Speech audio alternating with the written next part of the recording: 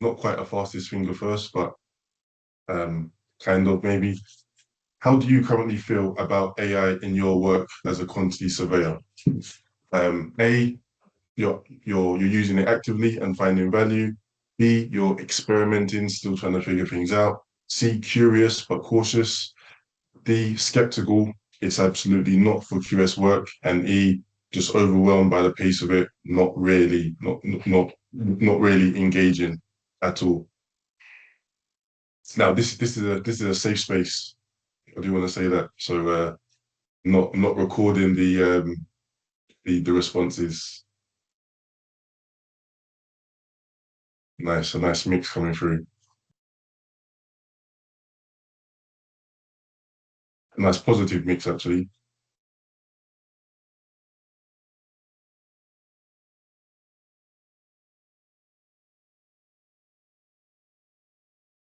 Lovely, lovely. Yeah, this is good. Thank you very much, all. Just by the eye test, I'm seeing a lot of B's and C's. And let me go to the next slide.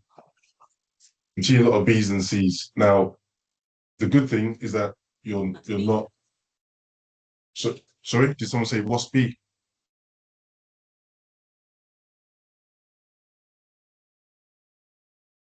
So if I heard correctly, somebody said what's B. So B's and C's. B is I'm experimenting, still figuring stuff out, and C is I'm curious, but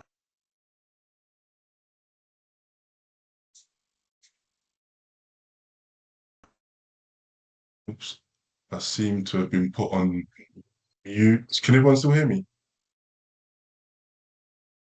Yeah, we can hear you, Micah. Yes. Yeah. Okay. So Yeah. sorry, I've thrown myself. So yeah, I'm seeing a lot of B's and C's in the chat, and that's a really good view of kind of overall generally where the feeling is in the industry that we know that we're starting to get familiar with this thing, and we're kind of dibbling and dabbling, but we're still not quite sure how it's really going to affect us. We're not experts yet, basically. There are a few that are skeptical, a few that are kind of overwhelmed by the pace of it. But the good thing about that is that you're certainly not on your own. The variety of answers is reflected in the research that has been done. What's really interesting about the research is um, is that these numbers shouldn't be taken individually. So it's quite possible that somebody who feels optimistic about AI can also feel overwhelmed by it, or that someone who is overwhelmed by it can also trust it. This isn't a binary thing, and again goes back to the people first concept. This is very different from perhaps other technological advances, because it's not only impacting the way we are doing things, but it's impacting the way we think and impacting the way that we think about things. And that's really the key shift or the key difference between the previous innovations and transformations and what we're witnessing now. So the range of answers really reflects the complexity of what we're dealing with AI, or this shift in AI at the moment. So 60 years of AI in a built environment. I'm not gonna ask anybody on the call what they remember, or how far back they can remember. It's more just an illustration of the fact that our industry, construction, built environment, has always been accepting of different technological advances. So granted, not all of these new developments have directly touched the QS, but the question was the same as the question on the start. How does this impact our profession? And we've always had to find a way to adapt, and obviously very successfully. That's why we're all still here. So the second part, the second interactive opportunity was was anyone on the call, or has anyone on the call been directly impacted by any of the developments on the screen? So maybe the ones most applicable to us is maybe AutoCAD, BIM, some of the AI on site stuff with the drones. Has anyone on this call been directly impacted by any of the technological advances? But I did know because Ellen Richards reminded me in Bermondsey in South London, Eric Clapton's cover. Oh, I can hear someone's radio, I think. So no one's been directly impacted, and that's okay. Where QS is, a lot of these affect either the architects or designers or even site professionals. But as I said in the previous slide, the reason why Gen AI or what we're dealing with today is so different is because everything prior is really impacting how people do things, and the big shift in Gen AI is that it's impacting how we think about things. It's really reprogramming our mental approach to the tasks that we've always done and the challenges that we've always met, and that's why this shift feels significantly larger um, than than the previous ones. But just to make the point that this version of AI, this Gen AI version, is the next chapter of a continuing story of a 60-year story. And if we've adapted before, then we will continue to adapt and be successful at doing so.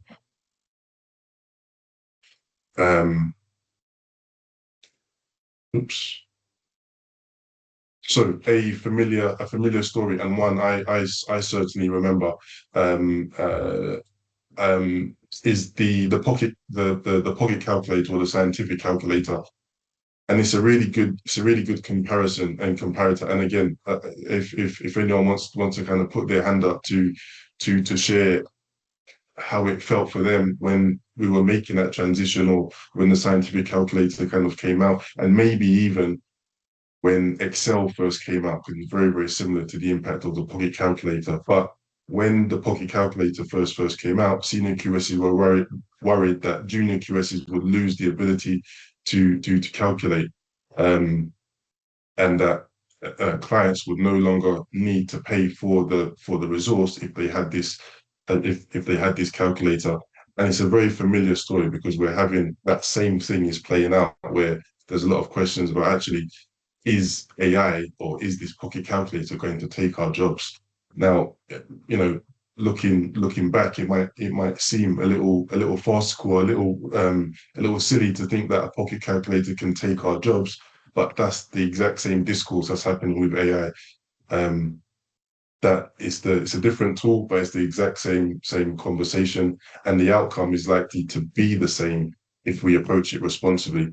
What actually happened with the Pocket Calculator is that we took on more projects, more complex projects. We were able to undertake more tasks at a faster, more efficient pace, larger budgets, more complex commercial work, and the role simply expanded.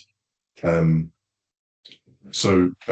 while I take a slight sip of water, I am really looking for um, anyone's anecdotes, potentially, if anyone's able to share either their experience when the Pocket Calculator came along, or their experience when Excel was first used. If you can either start speaking, or you can put your hand up. I'm happy to admit that, as I put in the chat, when I did my A levels, we didn't even have calculators. By the time I got to university, they were being used, which was within a couple of years. And I also remember getting my mum her first calculator, pocket calculator, and whenever she used it, she then did it herself with pencil and paper to check the calculator was right, and it took her some time to gain the confidence that the calculator was actually accurate. But no, it saved. I mean, if you go back to those days, from those days to now, there have been enormous changes in computers. And I remember being somebody speaking to me a long time ago, and saying to me that by the time I was middle aged, I'd have to have a hobby because so much of the work would be done by computers because they just take over quantity surveying, because it's just numbers, and I'd have to have hobbies. I'm still working 6 days a week, and I'm trying to slow down. So, in fact, I agree with you. It is frightening. I think the development in computing has gone from simple, being able to do, instead of having to do arithmetic the long way, you can do it now quickly on a calculator. Now, what the capacity and the functions that the software has is far, far greater. And I think that's what's more scary, because we're not sure how much of our job it's going to take. But like you say, we've just got to adapt and use it, as I've had to do throughout my career. Hopefully, you've had your sip of water now. Thank you. Yeah, and you know that the proof is in the pudding. Keith is still here, and you know, as he said, still as busy as ever. And I think that, and let me check my notes. Is it this slide or the next slide? I can't remember if it's this slide or the next slide. But one thing that is very different in the environment that we're living in now with AI versus previous technological is just I would say the fear mongering almost, or the overwhelm of information is making it feel different to previous developments, even though when you boil it all down, it really is no different to previous developments. I'm seeing actually a couple notes in the chat. So Kevin, I'm actually going to get back to you on your point with the Gen AI. So Kevin's put a note in the chat saying Gen AI clients used to check advice sometimes seem ahead of the QSs. Very, very fair point. I will get back to that point because it is a good point in terms of um, who are we going to allow to have the advantage, or who will have the advantage using this particular technology. But yeah, I appreciate the interactions, and thank you very much, Keith. So now, what AI actually is and what it's already doing in your work. I think this is a part that has been well discussed and well covered. I was on the James Garner webinar. James is an expert in the space, and we've spoken a number of times. I think he did a good job of kind of explaining what AI is. But for anyone, apologies if this has been taught to death. But just in plain language, what AI is and how it impacts us. So there's three buckets now, let's say. You've got predictive AI, you've got generative AI, and you've got agentic AI. The AI that we are most referring to is the generative AI. That's the chat GPTs, that's the co-pilots, that's the Geminis. Those are the ones that we can type into a chatbot, and it gives us, amazing responses.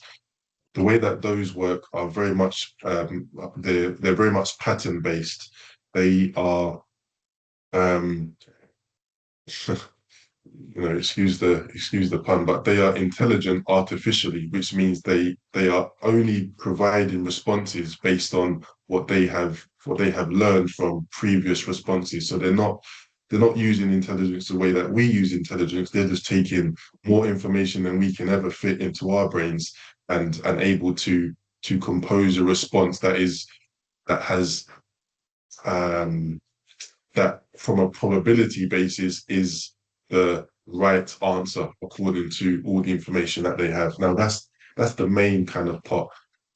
The two either side, on the left-hand side, predictive AI, that's one that I think from a business and from an enterprise perspective, we should spend more time on. This is the ability to predict and to plan and to do trend analysis and program analysis to really challenge and improve some of the areas within construction, the built environment that we've always failed on, going over budget, what's the term when you go over time? Delays when you're experiencing program delays. With the ability to have predictive AI, perhaps you'll be able to see some of the bumps in the road ahead of time, which means that you can deal with it. That's where I personally see some of the more significant benefits or the more significant use cases. But that's only going to be as useful as the data that we have. And traditionally, within construction, we are data rich, but we're not very organized in the way that we use our data. But I think predictive AI can certainly have a super positive impact on our industry in terms of the information to allow us to be more effective. And agentic AI, we're hearing a lot about agents. If you go on LinkedIn, it feels like everybody's speaking about agents. But all agents are is a multi-step version of AI, something that you're not just asking one thing, you're asking it to get to a particular outcome, and it has been set up and trained in a way that it can take multiple steps, almost like it is using the same, I don't want to say judgment, but applying the same steps that we would take to reach a particular outcome, and then being able to go back on itself to say, actually, that step didn't work. I'm going to take a different step. So it's it's almost showing a different level of intelligence, more akin to how we would think. But these are things from a predictive AI to agentic AI. These are the things that are most relevant to us as QS and commercial professionals. AI is already in your workflow, as we said before. AI has been around for 60 years in various guises. We use it far more than we realize. Excel, being able to use macros, being able to code within Excel. These are all versions of AI that we don't necessarily call AI. There's a lot of estimating and predictive tools now that, again, you would include within the basket of AI. So where we have been and we do use it a lot more than we think, we're just not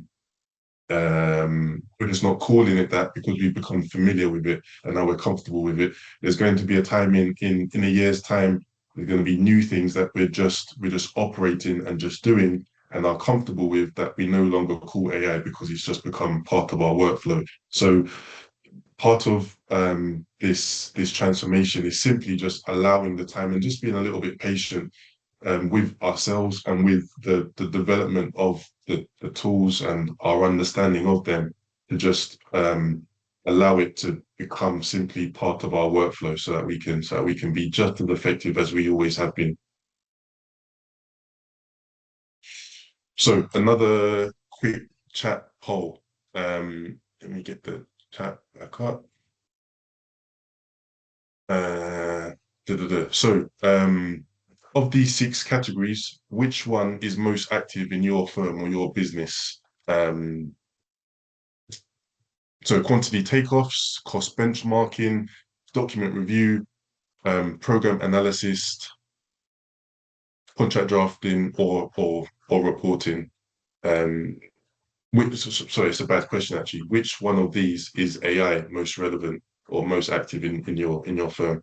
I'll change that question. C, lots of document reviews. Yeah, D, program analysis. I'm interested in the program analysis actually. F, reporting. Okay.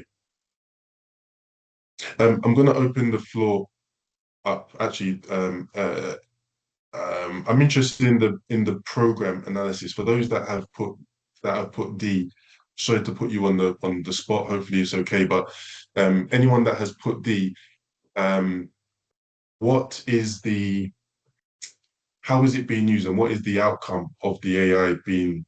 What is the outcome of the usage of AI? What's it providing you in terms of the program analysis? Is it doing away with the need to address a planner for every single question, or yeah, is there anyone that can expand a little bit on how AI is being used for program analysis, if you don't mind? I'm not going to put anyone on the spot, hoping for volunteers for those that did say D.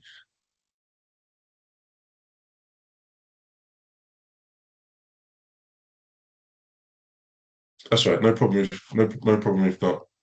Yeah, it's just an area. It's just an area that I'm quite interested. I'm not sure if we have any planners on the call, but it certainly is an area. Um, uh, why it's an area of interest to me. We've all at least had access to P6, and we've all been sent a program to be able to look at. I find programs quite difficult to read and just extremely detailed. Being able to do program analysis is a significant skill in itself, and leads a QS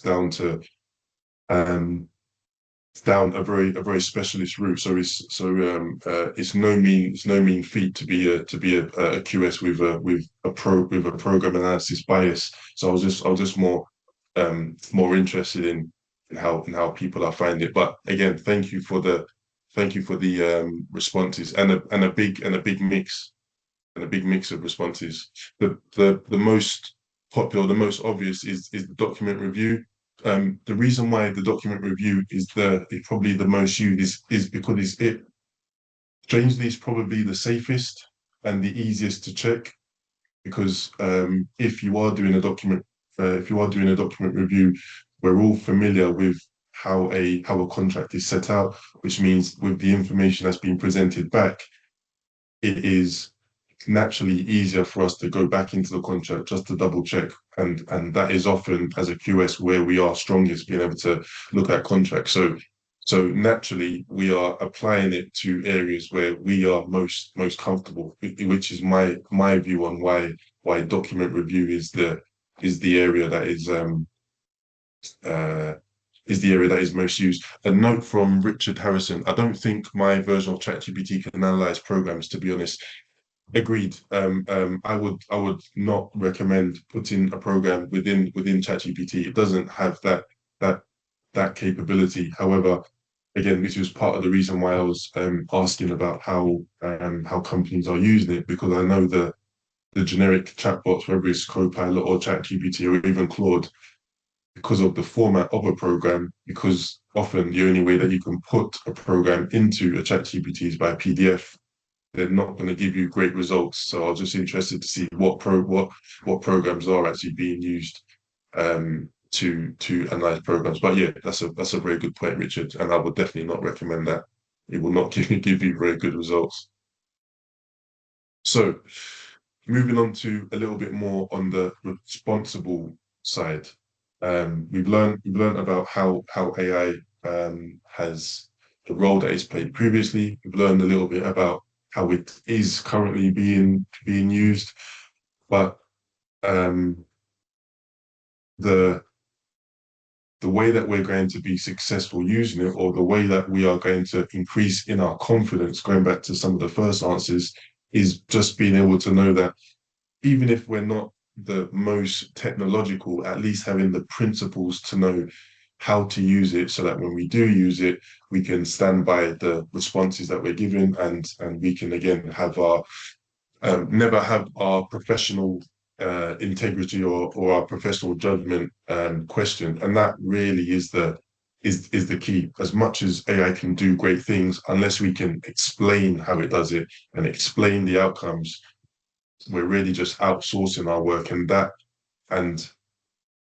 is the biggest risk to us being replaced. AI won't replace us. Our inability to be responsible in using it, our inability to be able to explain why the answer is X rather than Y, is what is going to make us less employable. I don't want to say obsolete, but it will certainly put a question mark on our ability to deliver. Sorry, excuse me, I can hear my son screaming at me from out. 1 second, sorry.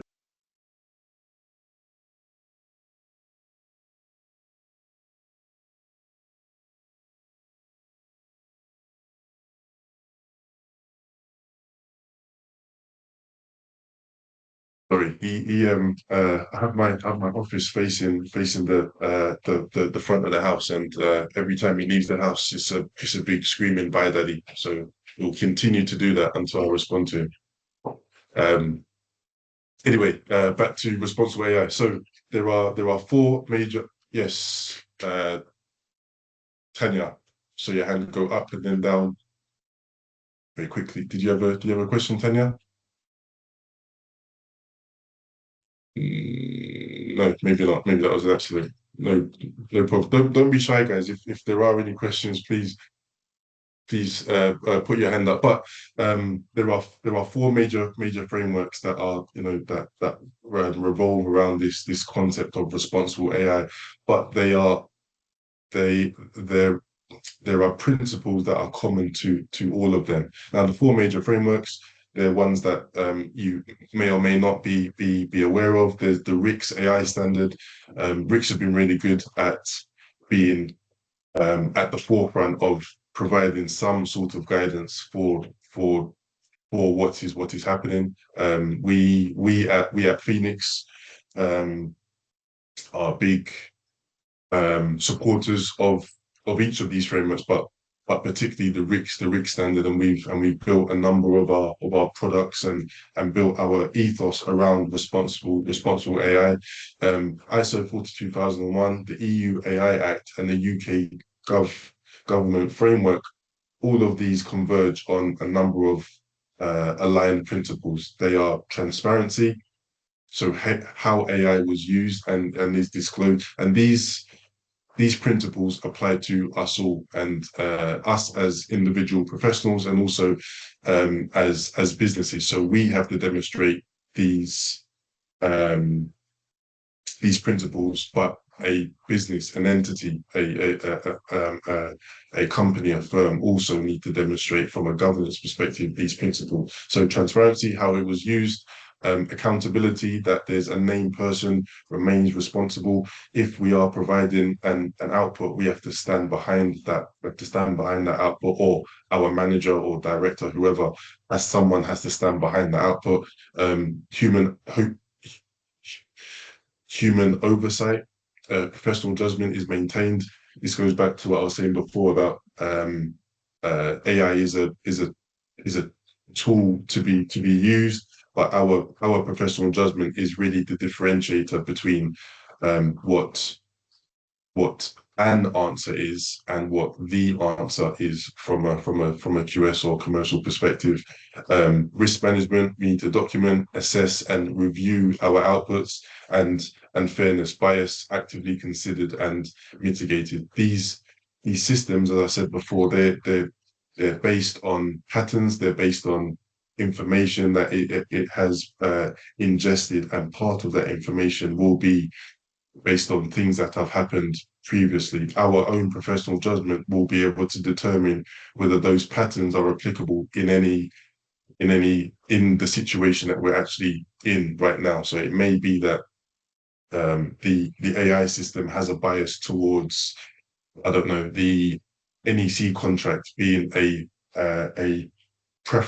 being the preferable contract, for example, but our professional judgment may determine that the NEC, for whatever reason, I can't think of an example right now, is not the appropriate contract form for the project that we're on, and we know that there is another form of contract, perhaps from a jurisdiction point of view, FIDIC would be better. Things of that nature. Our professional judgment, the bias that is naturally going to be incorporated in some of these systems, we are still the difference between an answer and the answer. So a little bit of a pause for discussion. I think we're doing okay for time, but a bit of a pause for discussion. If you could hand one QS task to AI tomorrow without worrying, what would it be? Now, the typical responses are document review, routine variation tracking, standard report formatting, but I'm actually looking for for people to use their imagination. If there is something that you could hand off, or even from an agentic point of view, if you can get to a point without having to worry about it, what is the thing that you would take away or kind of outsource to AI? I'm happy for people to put it into the chat, or if people want to share what they would hand off to AI and why.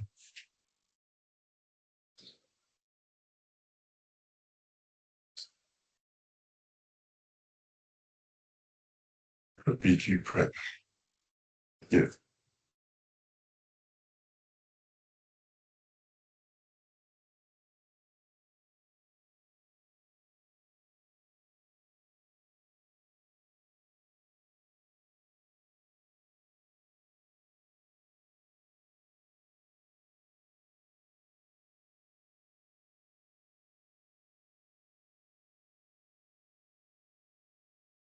I think what's really interesting about some of these, if not all of these answers. So the answers, if there are some that can't see, accurate bill of quant prep, taking off from drawings, filing of project data from emails received, um, project brief tracking, cost estimates using lots of historical benchmark data. The interesting things about these answers is that each of these things are possible. They are absolutely possible. The the challenge that we are going to find, or the challenge that you may find, is that from an organizational point of view, an organization may not have the capability to be able to put these things in place. Some of these things require agentic AI. Some of these things require the predictive AI. But unless an organization has the expertise either in-house or bring those expertise on to be able to set these things up, then they're always going to be a bit of a pipe dream. But I would say every single to a response, every single item can absolutely be augmented and supported to a significant degree with the right AI system in place. The barrier between some of these, let's call them dreams or outcomes, and where we are quite often today is um, capability and maybe permission and a little bit of fear within our organizations. Absolutely competence and training to understand what is actually what is actually possible, and just the yeah, actually, those two. I thought there was a third, but the third isn't strong enough to add to that list. Those are the two. Investment and capability within an organization, and also competence and training to know what is possible and how we actually do those things. Now at Phoenix, we have three buckets, or we have um three work streams. You've got the training and competence, which is the responsible with AI.com platform, which is focused on getting people upskilled and trained according to their level in the use of AI specifically for the built environment.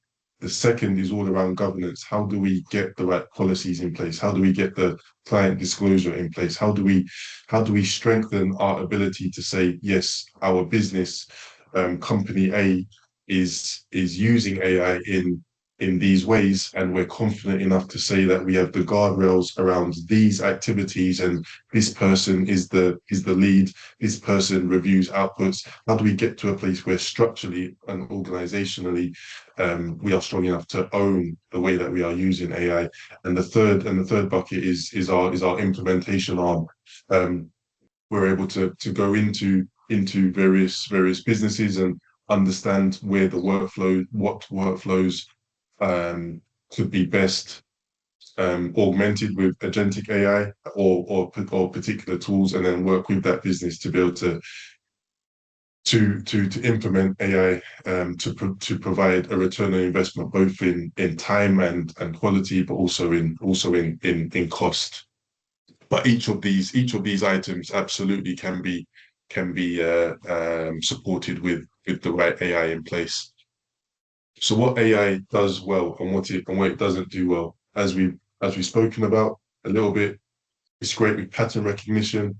It's great with first drafts. It's great with taking lots of data and information and providing summaries.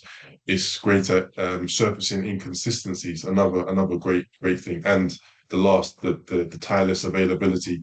There are some platforms all available to us, the general consumer, where you can give it a large task or an outcome, and let it work. You can leave your computer for a while, go and make a cup of tea, come back, and it will still be working towards that particular aim. Or you can set it off doing a particular task while working on another task.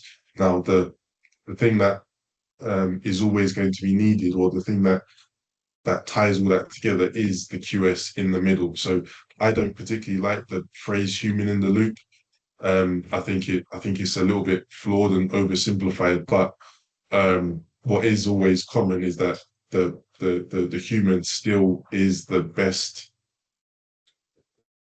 entity or the best thing or person to be able to determine what the overall outcome is and how best to get there, and working out which of the tools and which of the steps should be taken in order to get to that goal. And the more technology improves, the more our understanding about how it works, we can then ultimately get to that answer in a more efficient way, or we can use multiple tools to get to an answer that we previously would not have been able to get to within the time that we had allowed.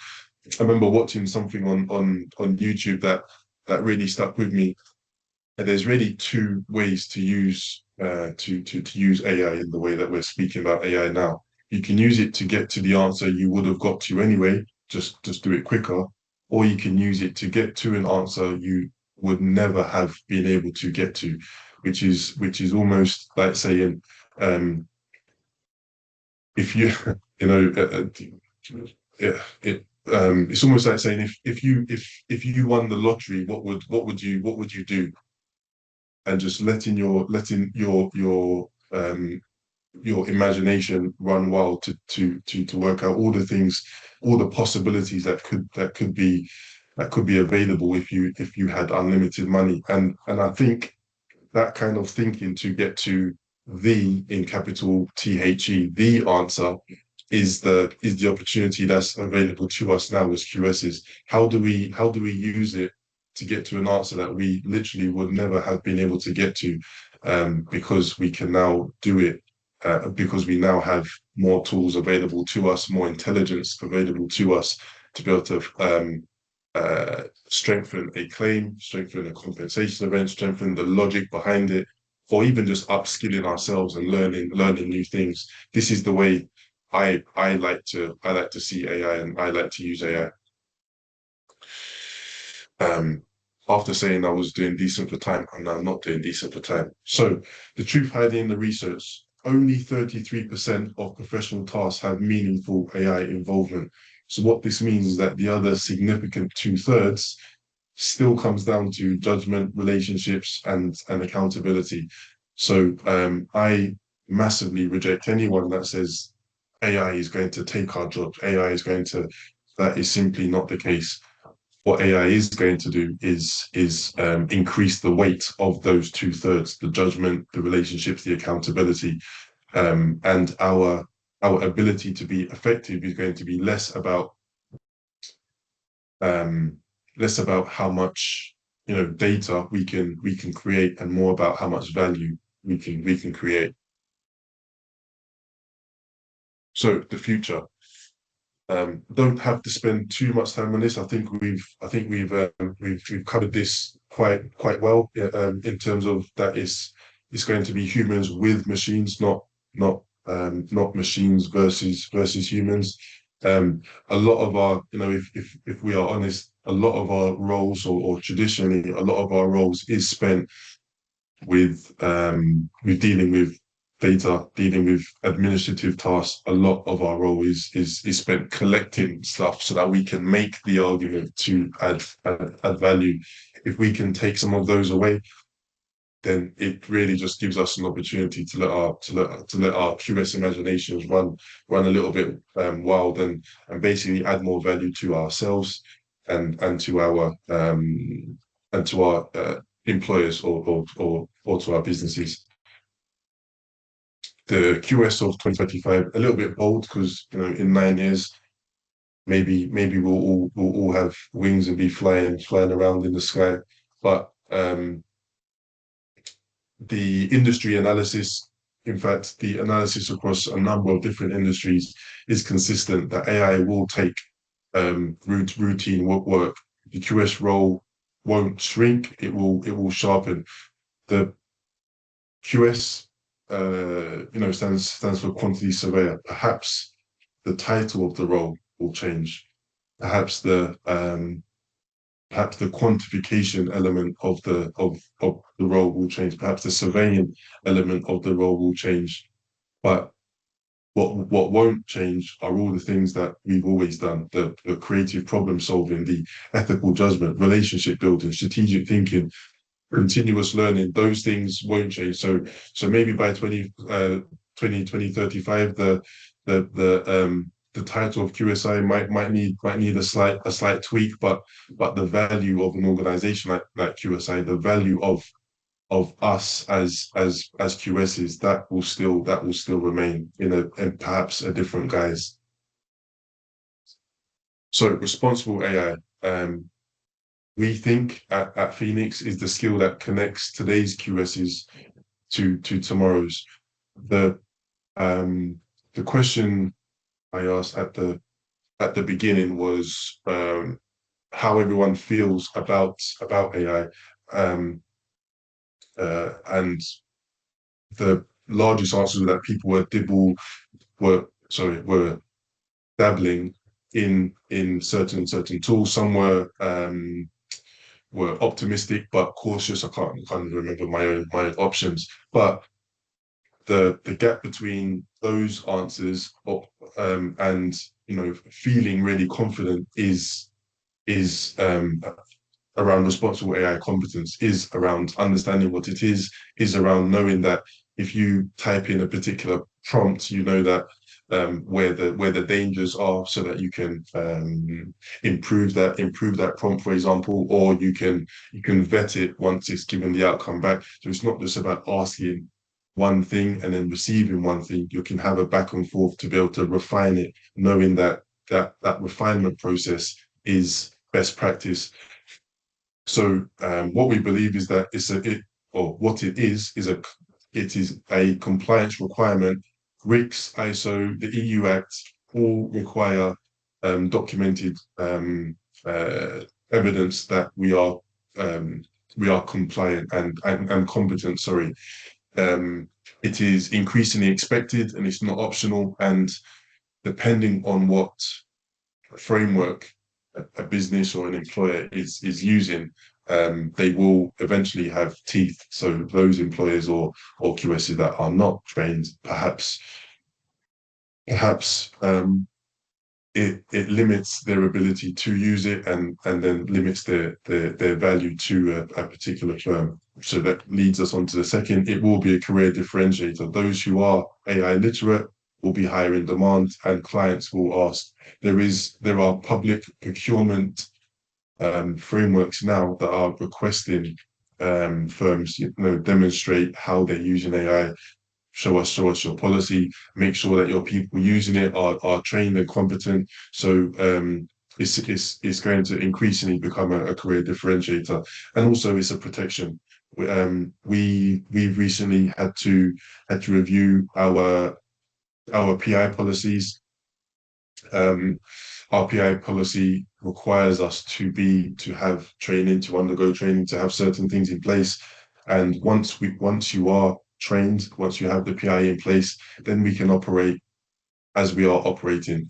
I'm sure all of us here are confident in the value we already deliver. Now we're just saying we're using AI to augment that in order to be able to give the confidence to people to trust how we're using it. We do need the training, we do need the PI in place.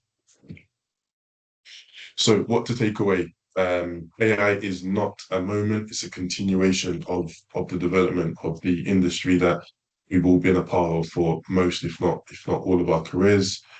You are already part of this. There are tools and processes and there are deliverables that you're pumping out every day and interacting with that already have AI of some sort embedded within it. And three, the future is people first. I honestly do not subscribe to the social media noise. You know, the LinkedIn being a prime example of just the noise and the overwhelm. I do not subscribe to AI being treated as like a living, breathing entity. AI will only be as effective as we allow it to be, and we will only get the most value out of it if we upskill ourselves. So it's still people centric, and we are still very much in the middle of this transformation. And this is a transformation that admittedly is more complex than every other transformation, because it's not only changing what we do, but it's changing how we think. And that's why it feels different to every other transformation. So the closing poll, and I recognize we've only been on a call for 50 minutes, so I'm not expecting anything life-changing, but compared to when you joined today, how confident do you feel about AI in your QS practice now? If you put your numbers in.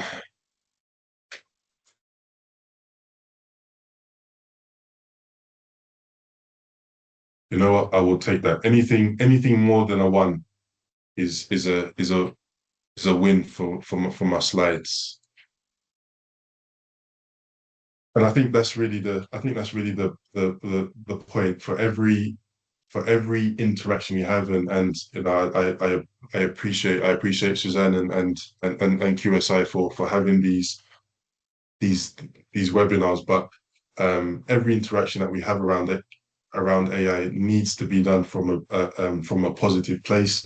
It's not going anywhere, and we don't want to fearmonger, and there's really no need to fearmonger.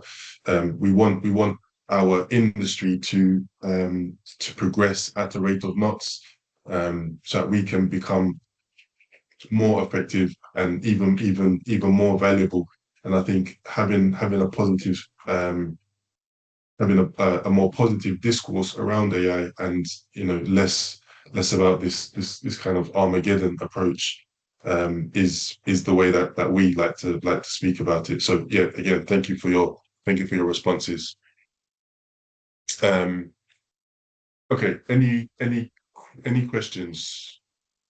I'm happy for you to put it in the chat. If we do run out of time, you can put the question in the chat. But yeah, Suzanne, I see you back on screen. I am, yes, just to say thank you to you, Micah, for that really interesting presentation. It's good to see that, you know, it's raised people's confidence. That's fantastic. Oh, here we go. We've got a question in the chat. Yes, so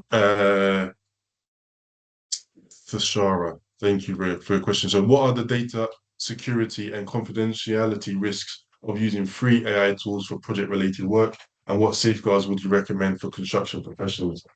A great question. This goes back to the whole ethos of responsible AI. A shameless plug, but I will ask Suzanne to share the details around our course. But there are significant data security and confidentiality risks, not least that the free models, especially the free models, they are free on the basis that they use the data that we put in order to be able to train our models. And when you think about it, that is really a fair exchange. But where we need to be very careful is that with that project related work, if we can work to anonymize some of the information that we do put in, if we can be clear with our employer that is what we're doing, then these are some of the steps that we can do to not use it in stealth, but using it. If we do have to use it, I would certainly not recommend using free tools, by the way. And there are better tools that we can use for the exact same outcome that are paid. But if we do have to use it, it's just disclosing to our employer, to our clients, we are using it, explaining what the safeguards are, and certainly not putting any confidential information into those free tools. I'm happy for people to send me a note afterwards as well with their questions. Second question: seems the big US companies with finance, training, etc., plus lots of data appear to be moving ahead very quickly. How can small companies keep up? I actually think, and that's from Kevin. I actually think small companies have a significant advantage over big companies. Big companies have to move their ship all at once. It's much harder for them to operate in pockets because they're simply on bigger projects. I would almost say the opposite, where some of the big QS companies, some of the big QS companies, they have all the pomp in terms of being able to roll out Copilot for their whole entire business, but where they have a significant disadvantage is that being able to move everybody at the same pace is a lot harder for them than a small business. But we will always recommend training and competence being the first port of call, understanding from a senior level what AI is, where the risks are. So I would say the opposite, Kevin, that the opportunity here is for the smaller companies. But again, I can get, if you drop me a note, we can have a call. We can certainly discuss in more detail. Daniel, oh, okay, he's leaving. There's no questions. I will go to the next. So I've got a next slide. I did say I'd do a bit of a better introduction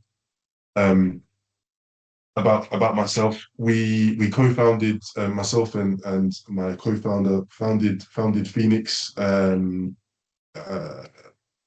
the basis that we were running a QS consultancy, and we recognized, not too dissimilar to what Kevin's asked, we recognized a gap in the market in terms of the advice that was being given and the support that was being given to especially smaller and mid-sized businesses in terms of how do we adopt AI in a way that is responsible? How do we get ahead of some of the guidance that is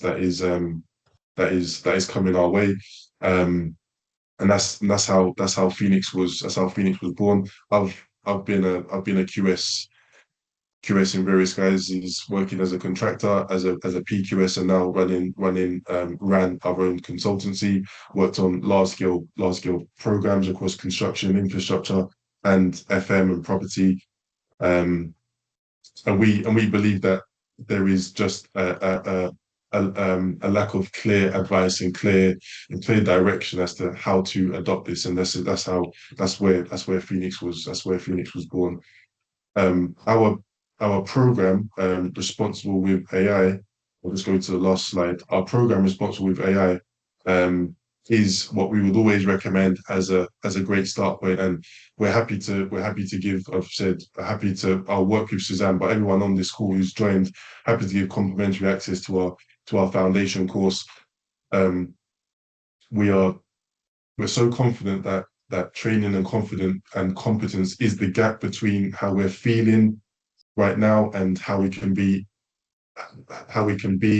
really effective, that the biggest thing that we can offer right now is a wider adoption of responsible AI training as possible. So yeah, everyone on this call, if you're interested, we can share access. Catherine. Yeah, I just wanted to say, Micah, that to tell everybody that I've actually done that complimentary foundation course, and it's really worth doing. Everybody should, spend an hour, just over an hour, isn't it, doing that course? Really worthwhile. Thank you, Catherine. I appreciate that. Keith? When computers first came in, everyone was skeptical about their output.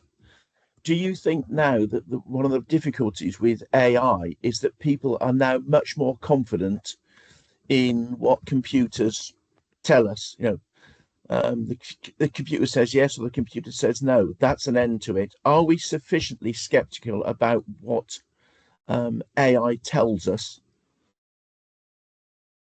I want to say no spoilers, but I would say again that is the whole ethos around responsible. That's the whole ethos about responsible AI. We either end of the spectrum is not helpful. Either, you know, being skeptical to the nth degree where you don't believe anything that gets spit out, or believing it without doing any checks. The middle is having the tools to be able to know what to check to be able to verify that, yeah, actually I feel confident about this particular thing. So yeah, that the gap between the two is responsible AI, and that's what Phoenix has been built on. I'm so sorry, but I have a hard stop at 9, so I've got another meeting. But I've really enjoyed. I hope this has been helpful, and like I said, I'll work with Suzanne for everyone that did join the call to share the access. But it's been a pleasure. Thank you very much. Thank you, Mika. Really good talk. Thank you, Thank Micah. you. Yeah. Thank you. Thank you all. Bye bye. Okay. Thank you all. I can see many of you are disappearing too, but just to say to those of you that are here, as always, it's CPD or slides, quick message in the chat, or email me at any time. Our next CPD session, we're moving away from AI. We're having a look at methodologies for forensic DNA analysis, and we've got a duo next time, 2 for the price of 1.